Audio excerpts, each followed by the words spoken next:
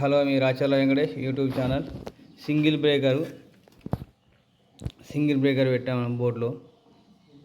Single breaker అసలు ఎందుకు పెట్టాము? స్విచ్ వేయడం సరిపోతుంది కదా అని డౌట్ వచ్చిందా? డౌట్ రావచ్చు. సబ్స్క్రైబర్ మీకు ఏమైనా డౌట్ వస్తే సింగిల్ బ్రేకర్ గురించి ఏమైనా కామెంట్ పెట్టండి. కనుక ఇప్పుడు నేను కంప్లీట్ చేస్తాను. సింగిల్ బ్రేకరు ఎందుకు పెట్టామంటే ఏదైనా ప్రాబ్లం వస్తే. సో ఇంకొకటి ఏంటంటే ఇది గ్రీజర్కి పెట్టాము. లోపల ఏమైనా గ్రీజర్ ఖరాబ్ అయినా మనకు రిజల్ట్ షాక్ వచ్చినా కానీ బ్రేకర్ పడిపోతుంది. కానీ స్విచ్ పెడితే పడిపోదు. పడిపోతుందా? మీరు చూడండి, కట్కేస్తేనే అట్లనే ఉంటుంది.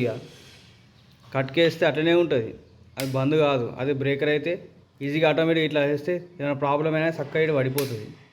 సో అందుకని మేము సింగిల్ బ్రేకర్ ఎంకరేజ్ చేస్తున్నాము. మీకు ఏదైనా ఉంటే చూసుకొని ఒకసారి ట్రై చేసి చూడండి. బ్రేకర్కు స్విచ్కు తేడా అయింది. ఓకేనా?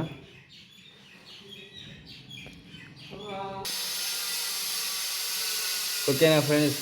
కంపల్సరీ బ్రేకర్ కానీ మెయింటైన్ చేయడానికి ట్రై చేయండి గ్రీజర్కు.